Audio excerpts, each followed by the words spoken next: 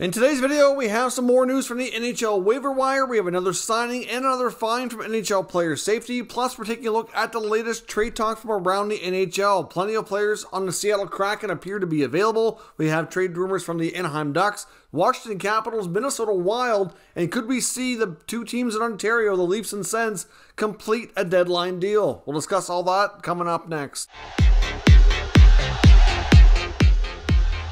So welcome back to another video here at Top Shelf Hockey. As I mentioned, we have a variety of NHL news and rumors to talk about here today. First up, we get news from the NHL waiver wire. The Lightning have claimed forward Gemel Smith on waivers from Detroit. Of course, he previously was with Tampa, got claimed by Detroit, stayed there for a while. Now he's back in Tampa. We see this kind of thing happen fairly often. So Gemel Smith goes back to where he started. The other players on waivers yesterday, which included Victor Rask and Connor Bunnaman in Philly, both cleared. Rask, I know, has already been assigned to the AHL in Iowa. I believe this would be the first time he's been assigned to an American Hockey League team in 6 or 7 years. So I'm sure that's not sitting well with him, but hopefully he'll play well and get himself another opportunity. Of course, he's on an expiring contract too, so hard to say how much more runway he has with the Wild on that front. We have a signing today to announce as well from the Pittsburgh Penguins. Pretty value, low budget signing here, but it should work out for them. They've extended defenseman Chad Ruhwedel on a 2-year deal at $800,000 per season. For what Ruhwedel can bring you as a depth defenseman, either play third pair, be like a 6'7" guy, sometimes play a little higher in the lineup. To me, that's a pretty good value and a pretty decent signing. That's hard to pass up. Of course, he gets a little bit more job security. They get themselves a nice cap hit for a depth D. So to me, that works out well for both sides. And we also saw player safety hand out a $5,000 fine today to Dallas Stars captain Jamie Benn for unsportsmanlike conduct. Now, essentially what had happened is they were playing a game against the Blackhawks. The Blackhawk player, I believe it was Mackenzie Entwistle, got really rode hard into the boards, and as he was getting up and skating by, for at least I believe this is what it was for, Ben had the water bottle out, squirting it at him, and as much as some people might find that comical, funny, whatever, the NHL does not look on that very well. It is a little bit comical, but at the same time immature, and it is something that almost always results in a fine when they catch it. So certainly a scenario where, of course, $5,000 won't really do big damage to his pocketbook, given what they are paying him, but still, it's something that, I'm sure the league is not overly fond of, even though many might pass it off as being a fairly innocent thing to do. Now, on to the NHL trade talk of the day. There's all kinds of rumors from a lot of teams as we're getting, within like a month now to the deadline. Lots of chatter around who might move and who might not. We're going to start here with the Anaheim Ducks. They have a couple of real key defensemen with Hampus Lindholm and Josh Manson that are pending UFAs.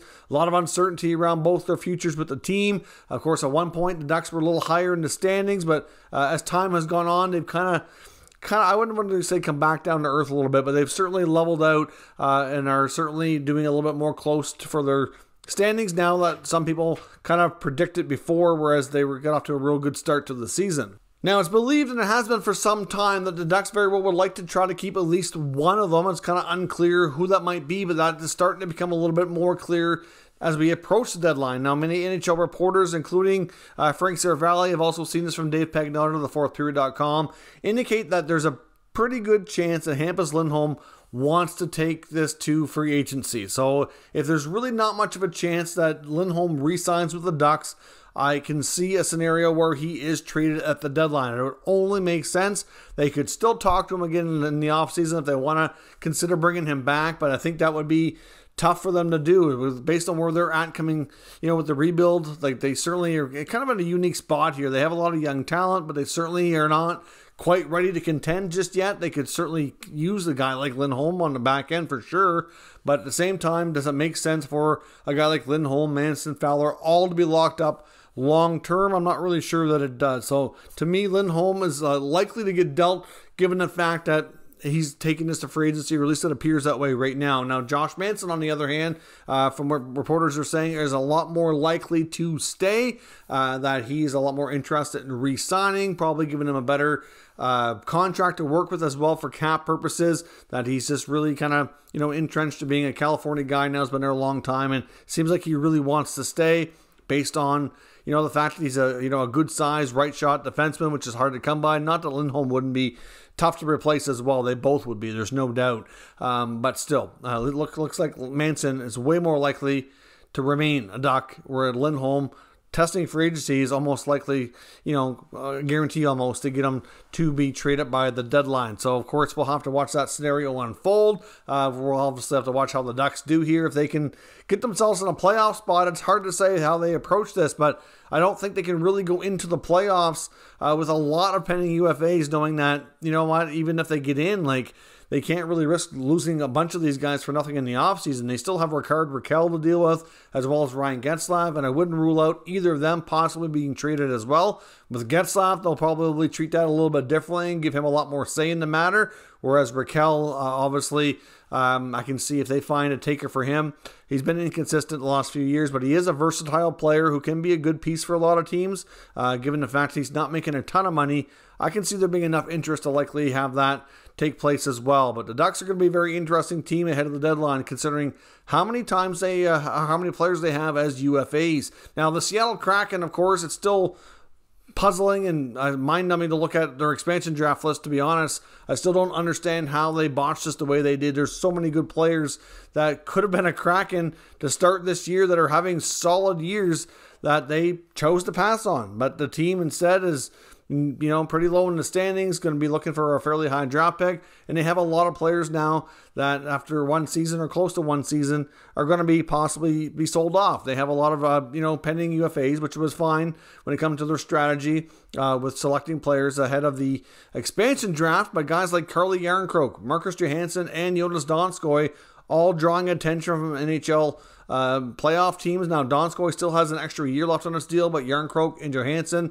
who probably are a little bit more likely to get dealt, are pending UFAs. And, of course, defenseman Mark Giordano also getting plenty of attention as well. Of course, Järnkrok and Johansson are making less money. They will be easier types of deals to facilitate. Giordano, on the other hand, I don't know that they're going to be able to generate too big of a return on a trade there, but I was believed that Ron Francis and Giordano were going to be having conversations, and many felt that it was a pretty good likelihood that Gio would end up being dealt somewhere for a playoff run. There was a lot of talk about him maybe going back to Calgary. I'm not so sure that that's in the cards right now. I think they're pretty happy with where things are at in that front. Of course, they've already acquired Tyler Toffoli. Wouldn't completely rule it out, but given the money and everything and what it would cost, I'm not so sure that that's overly realistic, but I can see somebody trying to make the deal for sure and get him somewhere. But hard to say exactly where. But at the end of the day here, the whole point is that the Kraken are a team that should be very busy and should be trying to accumulate as many picks as they can for the next draft or two, given where the team is at. Obviously, they didn't really land a ton of high-end talent. Even a few players that they did get, that like a Grubauer, for example, has not had a solid year. Things just really have not come together anywhere near like a lot of people were hoping for, like pre-expansion draft, when we were looking at all the talent that was likely going to be available to them. Now, the Washington Capitals, as we know, have been looking for a goalie. They don't seem to be too content going into the playoffs with Ilya Samsonov and Vitek Vanacek. There was a lot of rumors about Marc-Andre Fleury being heavily pursued, but unfortunately turned down for the Capitals. So that doesn't appear to be working out. Of course, understandable. Longtime Penguin might feel odd about playing against or with his former rival and possibly against a lot of his former friends with the Penguins. But all that aside, they've clearly got to look in other directions now if they do want to get some goaltending help ahead of the playoffs, and many feel that's something that's still very much a top priority for them. Another name that's come up amongst NHL reports will be their former starting goaltender who they had when they won a Stanley Cup, and that's Braden Holtby in Dallas. Now, I know the Dallas Stars right now are probably not ready to call themselves sellers. I think if you ask Jim Nill, he'd still be in wait-and-see mode. They still think they can make the playoffs. To be honest, I think they're going to have a tough time, and even if they did manage to squeak in, I don't see the point, to be honest, in them having really a lot of pending UFAs. I don't think they're a team that's deep enough to really have a real shot at going on a Stanley Cup run, and I think they might be risking things by not trading some pending UFAs. Now, it's been reported that they are very much interested in keeping Joe Pavelski, and if he wants to re-sign there, that's entirely up to him. You'd think at this stage of his career, though, that he'd really be interested in chasing a Stanley Cup, and if he's not going to be in the playoffs, he'd prefer to move along, even if that means maybe going back in the offseason. You never know. That's a possibility we could see too. But in terms of the Caps, I mean, certainly goaltending, when it comes to Vanacek being the guy who they'd likely trade, that might not be a terrible move for the Dallas Stars. They have Jake Ottinger, who's obviously the young goaltender of the present and the future by the looks of things. Of course, we know that Ben Bishop is now done. They have Ruhwedel, who's been up and down and been on waivers this year, and of course they have Holtby as well. If they were to acquire Vanacek, maybe we could see a future tandem of Ottinger and Vanacek moving forward. That might not be a terrible thing for them to have two solid young goalies like that at the NHL level, and then they could start to move on from some of their veterans like Holtby and Ruhwedel. So we'll see what happens, but it's certainly another name to watch out for. A lot of teams are quite fond of bringing back familiar faces, somebody that they know and they've had success with in the past. Now, of course, we also know that the Minnesota Wild are having a solid year and they're likely going to be a team adding at the deadline. It's hard to say exactly what GM Bill Guerin will end up doing.